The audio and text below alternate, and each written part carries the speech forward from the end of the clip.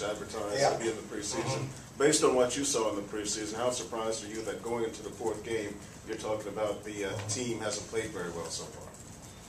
Well, it is what it is. We are what we are, and we're trying to get better. We think we can turn it around, and you know, be the defense, be the offense that we thought we could be. Special team wise, we did very well the first game against East Carolina, and we've sort of regressed there also. I tell you, we're very fortunate. Bruce Ellington fumbled that kickoff return last week after Navy scored to go ahead of us. And DeMario Jeffrey was just standing there, and the ball came out of the wad. There were about 5 of them in there banging around for it, and it just came rolling out to DeMario Jeffrey, which was a big play in the game. Special team-wise, those Navy kids, I mean, they smashed us. They come running down the field. I tell you, I admire those guys. I really hope someday we can build a tradition like those schools have. I don't know if y'all saw Navy's equipment van parked right outside here. Big letters, Navy, and it says where tradition never graduates. Those kids are expected to play a certain way every year. New guys, it doesn't matter. They just follow that tradition. And it's just passed on. And you watch them on tape, boy, you admire the way they play. And, you know, we almost threw the game away. False start. Our center didn't hear the snap count. We had 3rd and 2 down there, and then it goes to 3rd and 7, and then we miss a block. And, you know, I told our guys, I said, did you see Navy have any false starts? Did you see their center miss the snap count? They don't play like that. So we're a struggling bunch. Maybe we need to simplify and do something better to get our guys to play like champions play. But we don't do it. We haven't yet. But we got hopes we can do it maybe this week. Play without, you know, stupid penalties and so forth. Because it almost cost us the game last week. Almost cost us. Could you just talk about Vanderbilt's punter and how he changed the game last year? And what is it, when you have a team with a punter like that, how does it change what you do in offense? Vandy's punter, that's 2 years ago. Last 2 years ago, the game here, I think we started on our own 1 yard line about 3 or 4 times. And that was because their punter was very good. What did he do last year so great? 60-yard punt, I think. Average starting field position was 27. I remember he tried to run for one on 4th down. It sort of irritated the Vandy coaches. It was helpful for us, and he didn't make it. So that's the only thing I remember about their punter last year. But 2 years ago, we started on our own 1, maybe 4 times. Glenn, you were there that night. Was it 4 or 5? 3 probably. And the big play of the game, we threw it off our own 1 yard line. Torrey Burley made the catch right in front of their bench, got us out to midfield. And then I think Alshon scored on about a 3rd and 20 play, 3rd and 15. Yep. So anyway, it was 14-10 was a good win, and 24-21 was a good one last week. And we're not content on how we're playing. We're going to try to play better. Okay? Coach, you mentioned in the opening that you had some new guys who may play this week. Mm-hmm. Who are you thinking about? I'm not going to tell you about them right now. I'm not hurt somebody's feelings. We don't want to hurt anybody's feelings around here. We'll wait till the game starts. But I did tell some of our players that I wish we'd have got them in the game. We had a lot of guys that didn't even play the other night. Had one guy played every play against Georgia on defense, didn't step on the field.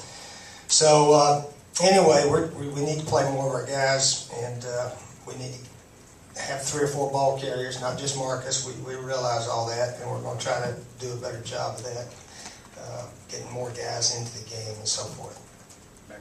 Coach, after the Georgia game, Marcus mentioned that he had told the offensive line late in the 4th quarter that if we don't get this done, nobody else will. Is that part of what sets him apart? I mean, besides the great talent, you've coached a lot of talented players. Is that what makes him different? Well, Marcus wants the ball, obviously, and obviously the games we've been playing lately, if we don't stay out there and run the clock and consume yards, and we can't go 3 and punt and win the game. You know that. So we've got to do our part, stay on the field, and really the game last week. If we don't we don't screw up the 2 red zone scoring chances, first down on the 10, and then the 4th down after a couple of penalties down there, we would have been okay in the game, but we didn't. So we're fortunate we won a game that we could have lost with some careless penalties, and we're going to try not to have those again. Josh? Steve, in general, what are your emotions like when you've got a kicker out there about to kick the ball? Are you nervous? Are you chewing your fingernails, or have you moved on to the next play? And specifically, how do you feel about No, anytime it's a 48, 49-yarder, as a coach, it's a bonus if he makes it. If he doesn't, well, you gave it a shot and you move on. Sort of like throwing a long pass. If you hit it, it's great. If you don't hit it, well, we tried one. But Jay is, he's made 2 in a row. He's 2 for 2, and that was the difference in both games. So he's a very valuable player for us, no question about it. Jay Wooden. How much better do you feel about a guy once he's done, about a kicker once he's shown that he can do it? Does it affect your mindset when you're making decisions Not in the really. future? Not really. If it's a field goal opportunity, you usually give the guy a shot. Remember Ryan Suckett missed 4 out of 5 at Kentucky 2 or 3 years ago, but we're giving him that shot at the end, put the game away. He didn't make it, but he got better after that. He was just in a little bit of a slump, and but you still let him kick it, have a go at it. Coach, how do you rate your team's intangibles at this point of the season? Our intangibles, not very good right now. Not very good. I wish we had a little bit more senior leadership. I wish we had some guys a little bit more accountable to each other right now, but we're working on that, and maybe we can put it together this week. Back to the room. Coach, how would you rate Garcia's play in terms of his progress right now? Oh, I'm not going to talk about it. I talk enough about Stephen. Every time I say something, 1 or 2 of you guys think I'm criticizing him. I'm not criticizing him, but I want to keep coaching him, and I'm just like we're coaching everybody around here. We're going to be tough on him during the week and during the games. I don't think I've been screaming and yelling at him during the games, have I? When he has a boo-boo play. So we're not going to do that. We're going to try to be encouraging all through the games and try to coach the heck out of them during the week. See if we can't do a better job coaching all of our players, not just him, but all of our players. Stay in the back row. Coach, are you getting the sense that your players realize that they need to improve if you want to stay undefeated in the division? Well, if we're going to be competitive this year, we need to improve. Yeah, we need to improve about every facet, and hopefully we will this week. Hopefully our defense is. We got a little bit different plan in place of making sure our guys know their assignments and not confuse them with anything. So we've simplified our defense, I think, to where the guy shouldn't be running wide open like last week against Navy. That 3rd down pass. The guy standing over there all by himself.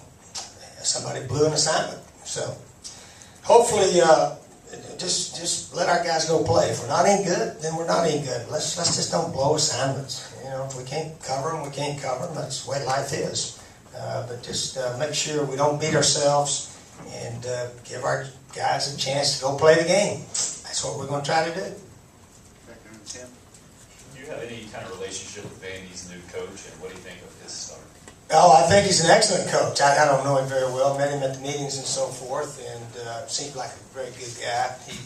I admire him because he doesn't come to the meetings and do all the talking the way some of the other coaches do. So he and I sort of get along together fine about that. But he's a sharp guy, and I've heard their players say this coaching staff makes it fun for us, and that's what you're supposed to do. Their players are having fun out there playing the game. And we're trying to encourage our guys. Let's have some fun playing the game. And the way you have fun is playing it the right way. You don't have fun making a whole bunch of mistakes, guys jumping offside, and stupid things happening. So you got to play it the right way, and then you can enjoy having fun playing football.